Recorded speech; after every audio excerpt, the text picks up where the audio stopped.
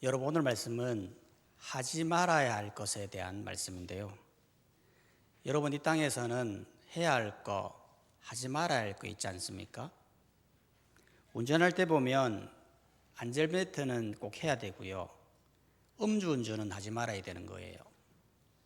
아이들도 보면 아이들에게 해야 할 말과 하지 말아야 할 말이 있지 않습니까? 어떤 전문가가 이야기하더라고요. 요즘 아이들에게는 하지 마, 안 돼, 그런 말 하면 안 된다는 거예요. 왜냐하면 그런 말은 스스로를 위축해 하고 부정적인 말이니까 하지 말라는 거예요. 그렇다고 이거 해, 그것도 하지 말라는 거예요. 왜냐하면 그거는 하나의 명령이고 권위적이기 때문에 해라 소리도 하지 말라는 거예요. 그럼 어떻게 말을 해야 되죠? 권유형으로 해라는 거예요. 이렇게 해볼래? 이게 더 좋지 않을까? 그렇게 권유하라는 거예요. 여러분, 이게 맞을까요? 물론 아이들의 마음을 배려하는 태도 자체는 굉장히 중요해요. 강압적인 말, 폭력적인 말은 사람을 무너뜨릴 수 있는 거예요. 그런데 놀랍게도 성경에 보면요, 성경의 대부분은 권유하지 않고 있다는 거예요. 성경이 할래요? 해볼래요? 그렇게 말하는 게 아니에요. 성경은 너무 단호하죠. 해라, 하지 말아라, 거짓 증언하지 말아라, 도둑질하지 말아라, 우상 섬기지 말아라, 부모를 공경해라, 서로 사랑해라, 쉬지 말고 기도해라. 성경은 왜 해야 할 거, 하지 말아야 할 거를 권유로 하지 않고 명령으로 할까요? 그건 다른 게 아니라 이게 다 생명과 관련되어 있기 때문에 그런 거예요. 여러분, 실제로 아이가요, 만약 차도로 나간단 말이에요. 그럼 부모는 뭐라고 합니까? 안 돼, 가면 안 돼 라고 이야기하지, 나가주지 말아줄래?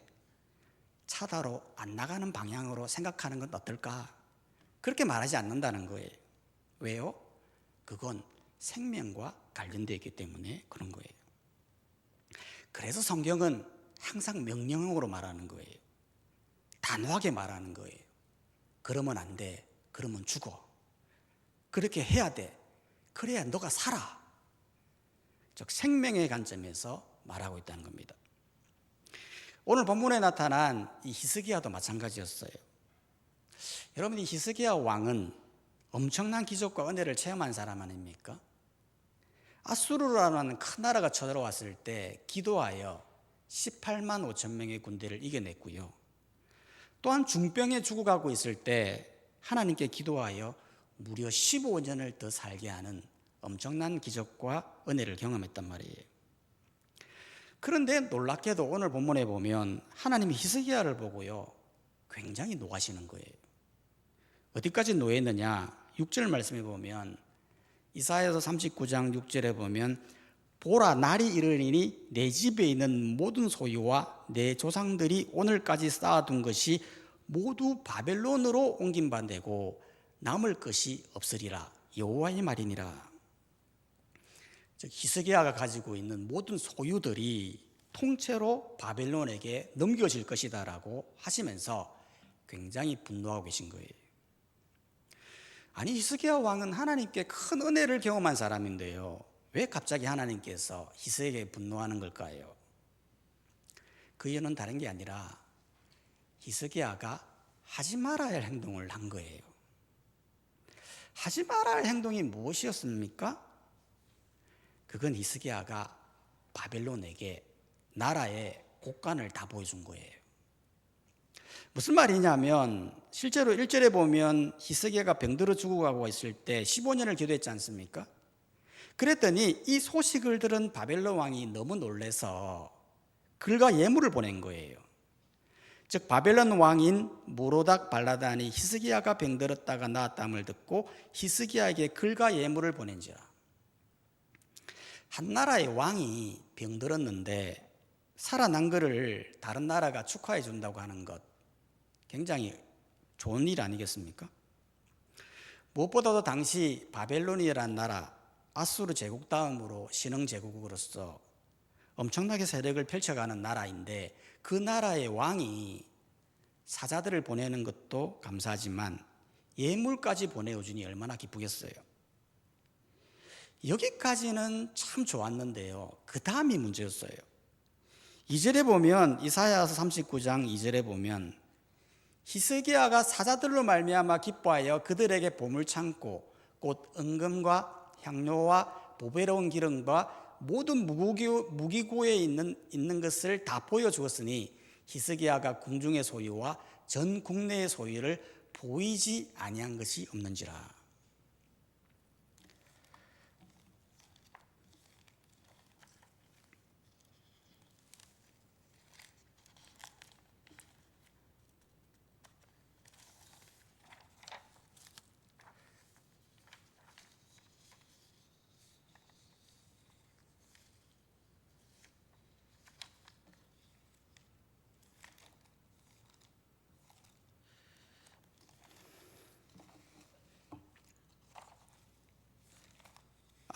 죄송합니다. 두 개를 넘겨가지고.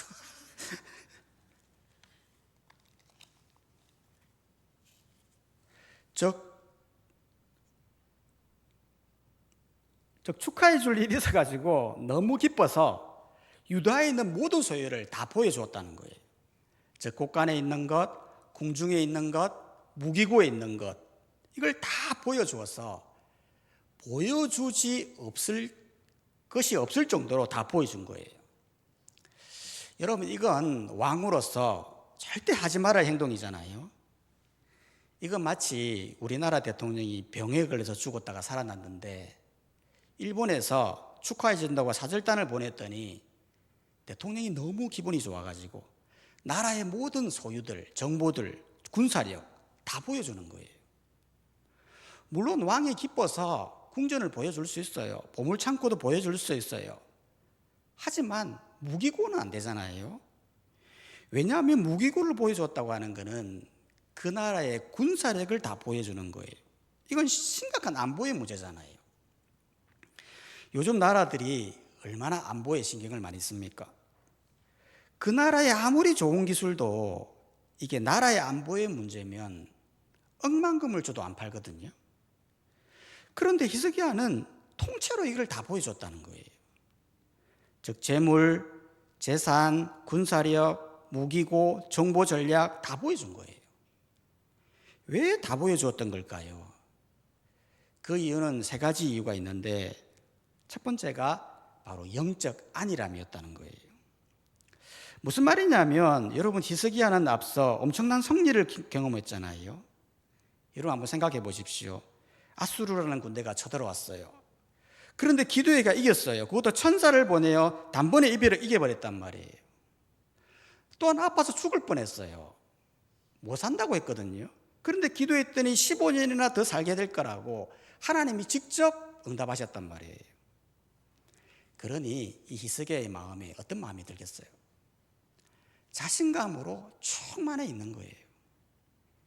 나는 이제 어떤 위기가 와도 다 이겨낼 수 있다. 나는 하나님이 직접 응답하시는 사람이다 라면서 자신감으로 뚫뚫 뭉쳐 있었던 거예요. 이게 바로 영적 안일함으로 나아갔다는 거예요. 실제로 이 바벨론을 보면요, 이 바벨론 왕의 이 사절단이 왕을 축하해 주러 왔잖아요. 근데 사실은 축하해 주는 것만의 목적이 아니었어요. 만일 축하해 주려고 하는 목적이었다면 축하해 주고 가면 되잖아요. 그런데 이들은 나라 곳곳을 다 훑어봤다는 거예요. 이건 뭘 의도하는 거예요? 뭘 말하는 거예요? 이들이 의도 자체가 있었다는 걸 말하는 거예요. 실제로 당시 바벨론은 신흥 세력이에요. 아수르보다 크지는 못하지만 상당한 힘을 가지고 뻗어가는 상태였다는 거예요. 특히 기록에 보면 바벨론 왕 무로닥 발라다는 아수르를 굉장히 싫어했거든요. 그렇기 때문에 어떻게 해서든지 주변 나라들과 손을 잡고 세력을 키워가려고 했다는 거예요. 그러니까 히스기야에게 사절단을 보낸 건 단순히 병 나았으니까 축하합니다라는 의도가 아니라 유다가 정말 힘이 있는지, 정말 군사력이 얼마나 되는지, 재물은 얼마나 있는지, 자기들과 손잡을 가치가 있는지 그걸 파악하기 위해 왔다라는 거예요. 그런데 히스기야는 이거를 전혀 분별하지 못했어요. 왜 분별하지 못했습니까? 자신감이 차 있었던 거예요. 그 자신감이 영적 안일함으로 나아가 분별하지 못했다는 거예요. 실제로 히스기야는 병들었을 때 벽을 향해 통곡하며 기도했잖아요. 그런데 병이 낫고 나라가 안정되니까 그 경계심이 무너진 거예요. 만약 히스기야가 영적으로 안일하지 않았다면 이들이 왔을 때 기도했을 거예요. 하나님, 이들이 온 이유가 무엇입니까? 하나님께 기도하여 이들의 의도를 차라채고 곳간의 문을 열지 않았을 거예요. 그런데 너무 잘 나가니까, 너무 자신감이 차 있으니까 기도하지 않고 곳간의 문을 열어 하나님의 분노를 사게 했다는 것입니다. 그렇기 때문에 우리도 마찬가지라는 거예요. 여러분, 우리는 항상 잘 나갈 때 조심해야 해요. 사람은요, 위기가 오면 긴장하고 기도합니다. 더 하나님 붙들고 더 하나님께 매달리죠. 그러다가 문제가 해결되고 형편해져야지면 어떻게 되죠? 모든 긴장이 풀어지면서 기도 자리를 떠나고 말씀 자리보다 더 다른 것에 더 관심을 가지고 그렇게 살아가 넘어지더라는 거예요. 그래서 고린도전서는 말합니다. 고린도전서 10장 12절에 보면 그런즉 선줄로 생각하는 자는 넘어질까 조심하라. 여러분, 이 구절을 잘 한번 봐보세요. 선줄로 생각한다, 그렇게 말한다는 거예요. 이 말은 무슨 말이에요? 선게 아니에요. 그런데 자기가 스스로 선줄로 생각했다는 거예요. 그러니 또 넘어지는 거예요. 아직 더 기도해야 되고 더 말씀대로 살아가야 되고 더 조심해야 되는데 이제 됐다, 이제 다 끝났다, 할 만큼 했다, 그 안일함이 넘어지게 한다는 거예요. 그렇기 때문에 항상 우리는 잘 될 때, 사업이 잘 될 때 더 조심해야 되고 건강이 회복될 때 더 겸손해야 되고 문제가 해결이 됐을 때 더 기도해야 한다라는 거예요. 두 번째로 히스기야가 왜 모든 소유를 다 보여주었냐면 두 번째는 칭찬 때문이었어요. 무슨 말이냐면 여러분, 실제로 2절 말씀해 보면요, 히스기야가 왜 곳간을 열어주었는지를 설명하는데 2절이 이렇게 말하는 거예요. 히스기야가 사자들로 말미암아 기뻐하여 그들에게 보물창고 등등을 열어주었다는 거예요. 즉 바벨론의 사자들로 말미암아 기뻐하여 그랬다는 거죠. 여기에서 사자들로 말미암아 기뻐했다라는 것은 단순히 사자들이 선물을 주었기 때문에 기뻐했다, 그런 의미가 아니에요. 원어에 보면 그들이 하는 말과 그들의 관심 때문에 마음이 흥분되고 우쭐해졌어, 그와 같은 일을 했다는 거예요. 실제로 이런 거예요. 히스기야 왕이 볼 때 당시 바벨론은 아수르 다음으로 큰 나라잖아요. 그 나라 왕이 예물과 사절단을 보내준 것도 감사한 일인데 사자들이 말하는 거예요. 정말 당신은 대단한 왕입니다. 기도하여 아수르를 물리셨다면서요. 기도하여 15년을 더 살게 되었다면서요. 라면서 칭찬을 들으니까요, 마음이 우쭐해졌어. 자신이 진짜 대단한 사람인 줄 알아. 교만해져서 모든 창고를 열었다는 거예요. 실제로 역대하 32장 5절에 보면 그의 마음을 이렇게 설명하고 있어요. 역대하 32장 24절 25절에 보면 그때의 히스기야가 병들어 죽게 되었으므로 여호와께 기도하며 여호와께서 그에게 대답하시고 또 이적을 보이셨으나 히스기야가 마음이 교만하여 그 받은 은혜를 보답하지 아니하므로 진노가 그와 유다와 예루살렘에 내리게 되었다는 거예요.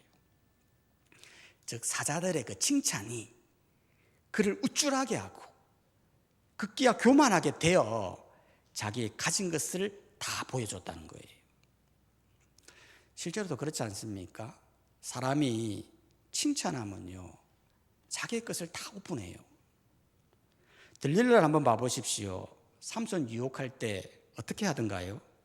제일 먼저 하는 게 칭찬을 해요. 당신이 얼마나 강한 사람이냐? 누가 당신을 당할 수 있겠느냐? 계속 마음을 높여주고 특별한 사람처럼 되어지니까요, 점점 마음의 경계를 풀어버리고 급기야는 나중에 자기 패를 다 보여주더라는 거예요. 여러분, 이걸 보면 참 재미지 않습니까? 히스기야는요, 엄청난 전쟁 속에서도 굴하지 않고 기도하여 이긴 사람이에요. 죽을 병의 위기 속에서도 기도하여 나은 사람이라는 거예요. 그런데 단 한 번의 칭찬에 이렇게 쉽게 무너지는 걸 보면 이 칭찬이 주는 위험성을 잘 보여준다는 거죠. 여러분, 사실 칭찬이라는 건 나쁜 게 아니잖아요. 오늘날 시대를 보면 너무 칭찬이 없어요. 너무 칭찬에 대해 인색해요. 칭찬을 또 잘 하지 못하는 시대를 살고 있어요. 하지만 성경은 칭찬하라고 하거든요. 할 수만 있다면 서로 많이 칭찬하기를 명령하고 있어요. 하지만 칭찬은 받는 사람이 중요한 거예요. 칭찬을 받을 때에 그것이 마치 내가 다 한 것인 양 우쭐해하거나 교만하거나 해서는 안 된다는 거예요. 여러분, 이 히스기야 왕을 보면 안타까운 게 뭐냐 하면 사람들에게 칭찬을 할 때 충분히 히스기야는 이 칭찬에 대해 내가 다 한 게 아닙니다, 하나님이 하셨습니다 라고 말할 수도 있는 거잖아요. 실제로 이 모든 것이 히스기야 왕이 한 게 아니잖아요. 실제로 하나님이 하신 거잖아요. 그러면 이건 내가 한 게 아니라 하나님께서 하신 것입니다 라면서 영광의 방향을 돌려야 된다는 거예요. 그런데도 그 칭찬에 대해 아무런 언급 없이 모든 소유를 다 보여줬다는 거예요. 바로 이것이 하나님의 진노를 촉발하게 된 계기가 되었다는 거예요. 여러분, 그렇기 때문에 우리도 마찬가지라는 겁니다. 여러분, 우리가 신앙생활 하다 보면 칭찬을 많이 듣지 않습니까? 봉사를 또 잘하면 사람들이 칭찬을 많이 해요. 그럴 때에 이 영광의 방향을 잘 돌리라는 거예요.